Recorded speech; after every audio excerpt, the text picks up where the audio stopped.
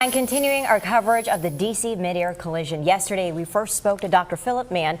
He served the Federal Aviation Administration for over 17 years, where he worked as a training program manager, technical training instructor, and curriculum developer. And Dr. Mann has also spent many years serving the Department of Defense, the U.S. Army, and the National Guard's Aviation Regiment as an avionic mechanic, aircrew, and aviation electronics technician. Yeah, we are so excited to welcome him back in the studio right now. You're actually one of the few risk specialists in the world, so you know better than most people how important effective training is.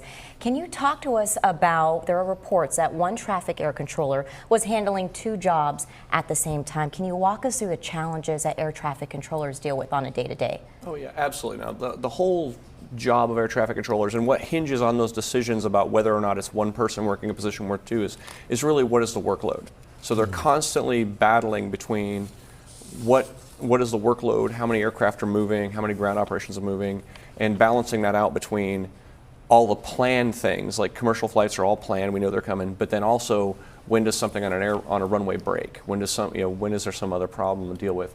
And that particular decision to have the positions, they call it condensing positions, have positions condensed down to one person, it's not wrong, it's just less than optimal with the amount of work that they had. And it's very normal in bigger facilities, just like Reagan National. When traffic's slow, you condense down a bunch of things because you need fewer people because there's just less going on. But there's thresholds where once it gets busy enough in a certain sector, a certain segment, you break it up and assign that to two people. And that's probably, might have been where they were here, where they should have, they created a suboptimal position because they did what they're allowed to do and what the staffing demanded that they do, so they've got coverage at all. But it wasn't the way to do it properly based on the coverage, based on the need for coverage. So there is a lot that happens, and that's a lot on one person's plate. It is. So talk a little bit about this, because the FAA is closing that corridor where the accident happened. We talked a little bit about heavy congestion in that space. So closing down that corridor, is that going to help, or is that going to cause more traffic in other areas surrounding that? Yeah, it'll probably, if they close it down completely, and I've heard that they were closing down the helicopter corridors, which will just affect helicopter traffic. But if they're closing down more of the airspace, that's going to it's going to limit the number of routes they have into Reagan. And what it's going to do is it's going to force some of those flights to reschedule to go to Dulles, to go to Newark, or wherever they got to go in the area that's nearby. Now that will be all planned. They won't do that in mid-flight, but that's what it's going to do. It's going to reduce the amount of volume coming into Reagan, and that volume, if it still exists, is still needed, is going to have to be taken up by surrounding airports. And we've been seeing new video of different angles of this crash, and you can see the helicopter just flying towards the aircraft. For someone who understands this, I mean, at what point can a helicopter actually move the aircraft? And can you talk about the blind spots? What could they not see? Yeah.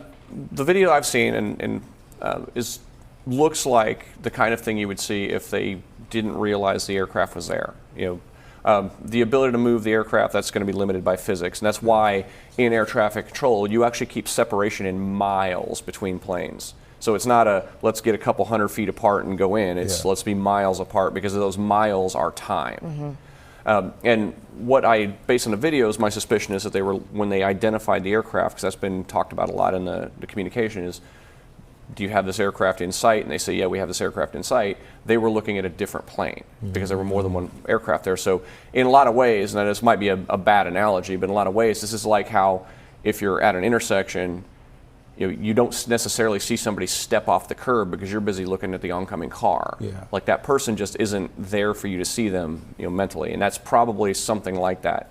Additional complications could be, if this was a military training flight, they might have all been under night vision goggles. And night vision goggles are an absolute miracle when you're out in the dark someplace, but they do constrict your field of view. They force you to have to move your head around a lot and look around, and if you're looking over here, you don't have this peripheral view anymore.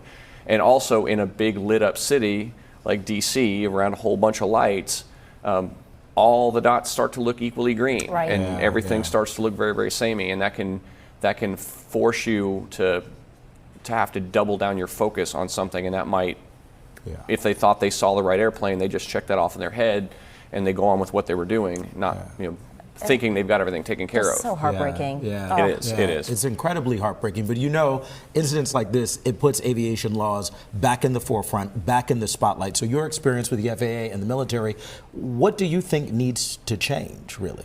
Well, I think based on this, and again, it's just my speculation, NTSB will come out in 30 days or so with their preliminary report, and then the final report might be a little ways farther out. But I think they need to look at potentially reconciling the sets of rules that maybe the Army aircraft or the military aircraft operate on versus what the civilian ones do. Now, for the most part, they operate in harmony. You know, evidence this is what the first mid-air collision we've had in 16 years over the in the U.S. So it's air traffic is safe, is very, very safe. We're talking about unfortunate numbers of people, but it's very, very small decimal points in as far as how risky it is. But there are differences. For example, the regional jet might have had a collision avoidance system, where they were at altitude-wise was probably shut off because it makes all kinds of noise. But the Army isn't required to have that kind of equipment.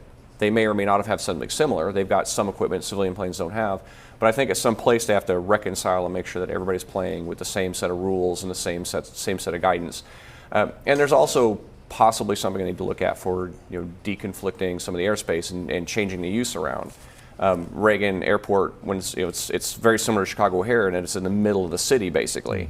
So no matter which way you fly, you're flying through a congested area. It's a whole bunch of people, and it's super convenient for people going into DC or going into those adjoining areas of Alexandria and whatnot. But it might make more sense to fly into Washington Dulles.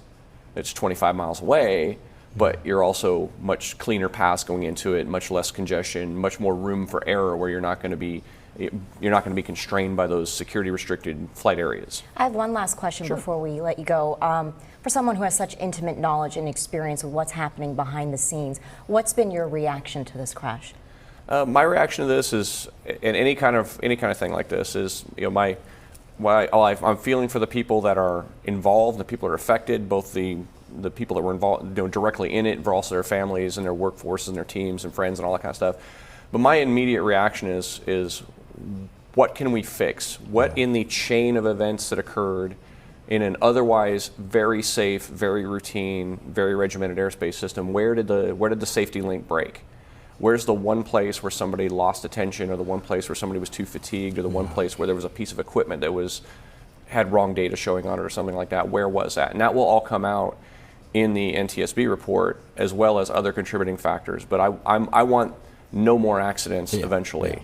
And we just have to learn to learn from this one, and then not repeat those errors. Well, Absolutely, we know it's a rare incident, but we hope it doesn't happen again. And our heart goes out to the families and those affected. Absolutely. So, Dr. Mann, thank you for joining us this Thank you. afternoon. We Really appreciate it.